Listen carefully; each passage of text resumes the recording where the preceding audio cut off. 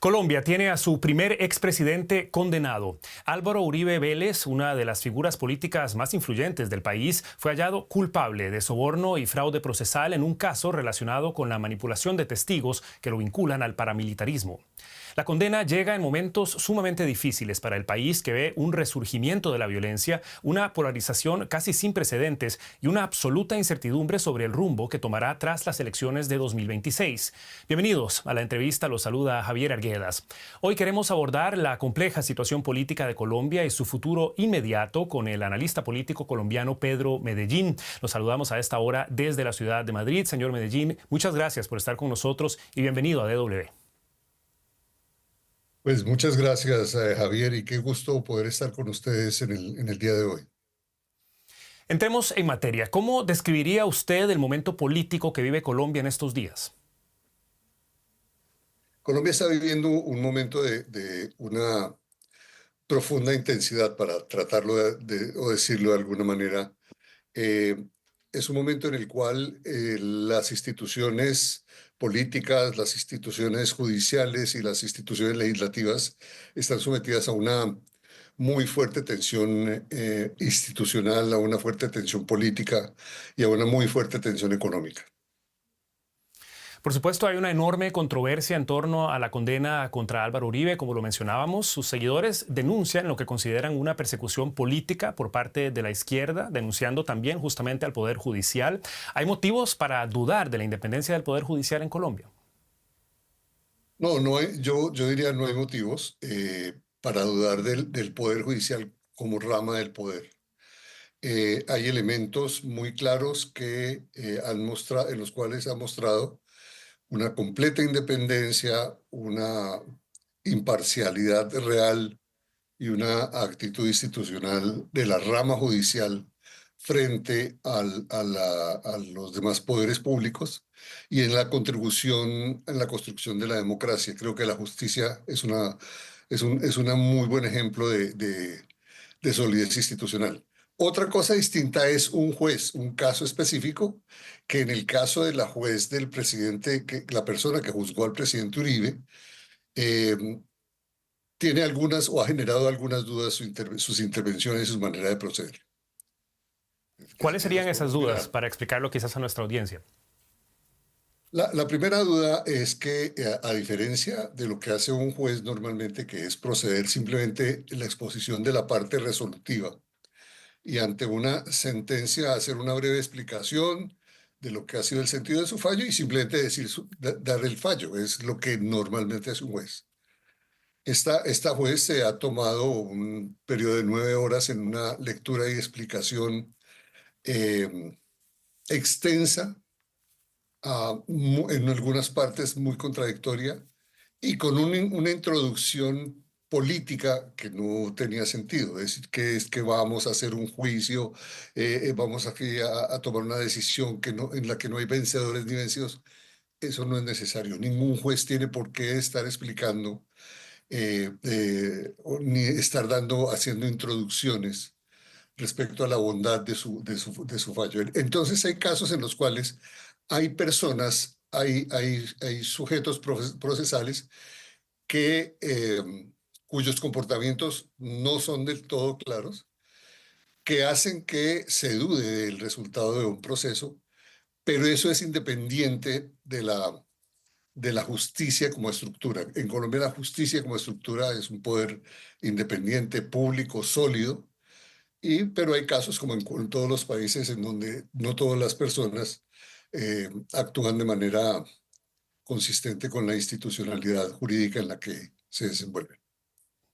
Una de las justificaciones para esta explicación tan larga que brindó la jueza es justamente el momento político que vive el país, la figura de Álvaro Uribe, que como sabemos tiene una enorme importancia en la política colombiana, y por supuesto no podemos obviar que estamos ante un año electoral, en el año 2026. ¿Qué impacto tiene a su criterio este caso en la contienda electoral de cara a esos comicios? Tiene un impacto alto, tiene un impacto en 3 niveles. El primer nivel es en el nivel de la dinámica electoral, del proceso electoral mismo, en el cual lo que este fallo contribuye es a hacer mucho más tensionante el ambiente, en donde las partes se confronten más, etcétera. Es el primer nivel. El segundo nivel es en el nivel partidista, al interior ya mismo de las organizaciones políticas y en particular del Centro Democrático, de donde el presidente Uribe es el propio presidente. Y en ese sentido va a haber una discusión adentro muy fuerte y seguramente habrá una manera distinta de abordar el proceso electoral. Y una tercera dimensión es la mediatización del proceso judicial o la judicialización del proceso electoral, más bien para que lo planteemos más claro. ¿Qué significaría eso si hay una independencia del Poder Judicial, si se está judicializando un proceso electoral? ¿A qué se referiría exactamente con ello? El proceso de judicialización de la política es el proceso a través de los cuales hay muchos actores políticos que ante falta de argumentos políticos, ante falta de recursos políticos, lo que buscan es utilizar a la justicia para tratar de resolver sus diferencias con sus antagonistas. Y en ese sentido, entonces, entran con denuncias, con señalamientos, con ataques, con cuestionamientos de fondo, con los que se busca que se desate un proceso judicial o con los que se busca sobredimensionar la importancia de la justicia o de una decisión judicial en un hecho político o institucional que haya tenido ocurrencia. Entonces, esa judicialización de la política es la manera como las personas utilizan la política, perdón, la justicia para resolver sus diferencias políticas. Y ahí es un tema en donde los jueces terminan siendo instrumentos y el aparato judicial termina siendo instrumento de las tensiones y las diferencias políticas. Un fenómeno que vemos en muchos países, por cierto. Hay muchos otros aspectos que preocupan a la población de Colombia estos días. Quizá el más importante es un aumento significativo de la inseguridad, con el aumento de robos, secuestros, extorsiones, un auge de los grupos armados al margen de la ley. ¿A qué se debe este incremento en las actividades criminales? Mira, ese auge tiene dos razones. El auge de los grupos armados ilegales vinculados al narcotráfico, esa es una dimensión, y la otra dimensión es la del crimen organizado y el crimen y la delincuencia común. Esto de la organización del narcotráfico tiene que ver con el frágil y con el muy débil desarrollo que se hizo del acuerdo de paz entre las FARC y el gobierno nacional suscrito en el año 2016. El gobierno y las FARC suscriben unos acuerdos y se desarrolla todo el proceso, pero solamente desde el punto de vista judiciario, que es que firmen unos acuerdos, se establece unas instancias judiciales para juzgar a unos exguerrilleros que se han desmovilizado y que han entrado a un proceso de paz y que entonces eso conlleva a que tengan un espacio político. Esa es una retribución al victimario. Es, mire, usted por entregarse aquí, por dejar las armas, le vamos a permitir que haga política, etcétera. Pero hay otra parte que es una parte importante, que es la parte de las víctimas. Usted tiene que atender a las víctimas, tiene que dar resarcimiento a las víctimas y ese resarcimiento tiene que cumplirse en estas y estas condiciones. Y la tercera cosa que tiene que ocurrir es que tenemos que garantizar que no se vuelva a repetir ese fenómeno. Y esa fue la parte en la que fallamos tremendamente. Fallamos no solamente en el tema de las víctimas, sino fallamos en que el Estado buscó desactivar a las FARC, pero nunca copó ese espacio que copaban las FARC antes. Y hubo otros grupos armados, hubo otros grupos de narcotraficantes que llegaron y coparon esos territorios y mantuvieron esa estructura. Y lo que sucedió es que simplemente hubo una sustitución de ejércitos y el proceso, el negocio ha crecido de tal manera que ellos se han ido fortaleciendo, controlan más territorio, tienen más negocios. Hoy Colombia puede estar por encima de 320.000 hectáreas y miles de toneladas de exportaciones de pasta de coca.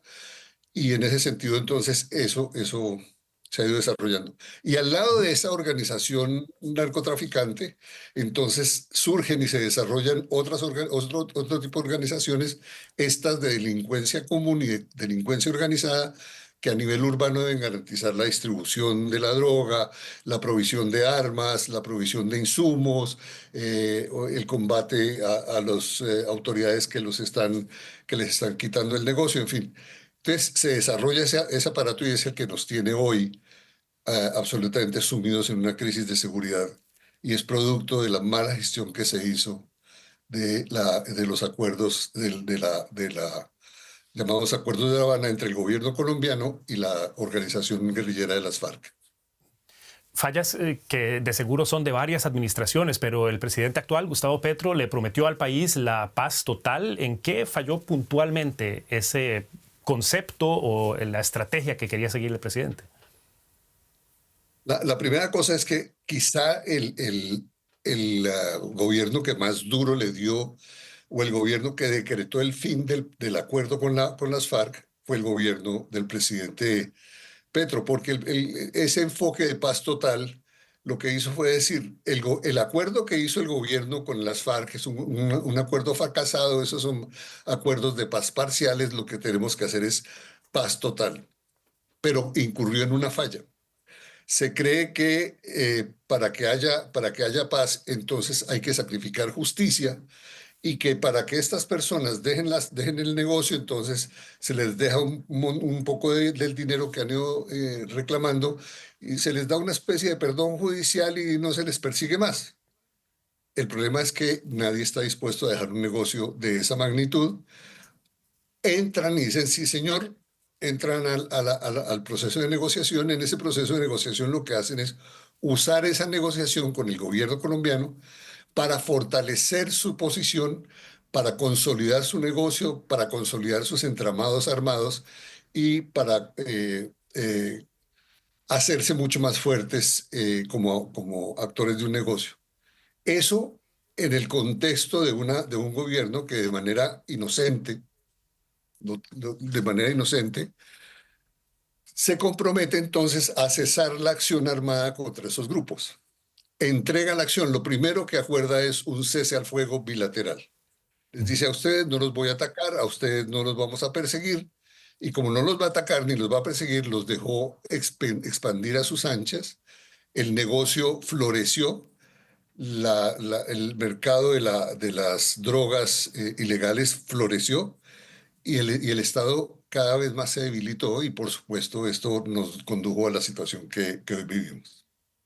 Y eso conduce también a los niveles de impopularidad del gobierno actual. El presidente Petro es uno de los líderes más impopulares de Sudamérica. Durante su campaña logró en aquel entonces conectar con comunidades históricamente excluidas en Colombia, como las del Pacífico y el Caribe, donde obtuvo hasta el 70% de los votos en la primera vuelta y tuvo un discurso a favor de los desplazados y de la equidad social. ¿No siguen teniendo peso esas luchas sociales? ¿O qué nos dice todo esto sobre la experiencia de Colombia con su primer gobierno de izquierda? Mira, el problema es que se ha instrumentalizado el concepto de pueblo y se ha instrumentalizado la pobreza como un recurso político. Lejos el gobierno, este primer gobierno de izquierda, o primer gobierno, porque ha habido otros gobiernos de izquierda en Colombia, pero este primer gobierno en el cual está al frente un guerrillero, una persona que estuvo en la guerrilla, ha sido un escenario que ha sido desperdiciado para realmente sacar adelante no solo las reformas, sino sobre todo hacer una gestión en función de los más pobres, en función de los más necesitados. Uno necesita en condición inicial, uno tener una agenda, una carta de navegación, un programa de gobierno que atienda de verdad a esas necesidades y tener un modelo. El primer problema es que Petro no tenía ese modelo. Petro se preparó para ganar las elecciones, pero no estaba preparado para gobernar. Entonces no tenía equipo de gente, no tenía cartas de trabajo y todo se fue haciendo, ¿no? Y el otro problema que afectó es que la gente que trajo a trabajar con él no solamente era muy inexperta, sino que ellos llegaron con el propósito de como buscadores de rentas y se ha desatado una gran ola de hechos de corrupción. Este gobierno, como muy pocos en la historia, ha estado tan atravesado por escándalos de corrupción que han involucrado a la propia familia del presidente, al hijo del presidente, al hermano del presidente, en fin, a los actores más cercanos. De hecho, varios de ellos y su principal apoyo en el gobierno, el que era su director de la presidencia, eh, está hoy prófugo de la justicia. Entonces, ese es un problema muy, muy serio. No estaba preparado para gobernar, no trajo un equipo y además el equipo que trajo, pues un equipo en donde ha habido unas explosiones grandes de corrupción y un hecho con un agravante serio. Tampoco había agenda de reformas. La reforma pensional, la reforma laboral y la reforma a la salud que plantea el presidente han sido en realidad remiendos que le han ido metiendo, pero no había un proyecto pensado, no había un proyecto estructurado, no había una idea clara de eso. El tema de la reforma laboral, por ejemplo, hace una gran reforma y es una reforma que deja por fuera 10 millones de trabajadores, el 51% de los 52% de los trabajadores son informales. Y esta reforma no toca ese tema. Y estas personas son personas que no tienen la seguridad social, que tienen jornadas laborales que van más allá de las 8 horas, las condiciones más absurdas. Y son personas a las cuales no se buscó atacar ese problema, no se buscó formalizar, incorporarlas al sistema formal y protegerlas por la ley, sino que todo se enfocó a consolidar el aparato sindical, porque se ha manejado el proceso de las reformas, ya digo, instrumentalizando la pobreza en favor de los que son de la organización política del lado del presidente. Todo ello con consecuencias, por supuesto, para el futuro del país. Es todo para lo que tenemos tiempo, pero seguiremos, por supuesto, muy pendientes de la realidad política de Colombia. Pedro Medellín, muchísimas gracias por brindarnos su perspectiva el día de hoy y ojalá hasta una próxima ocasión. Javier, muchas gracias a usted y a todos sus seguidores. Muchas gracias.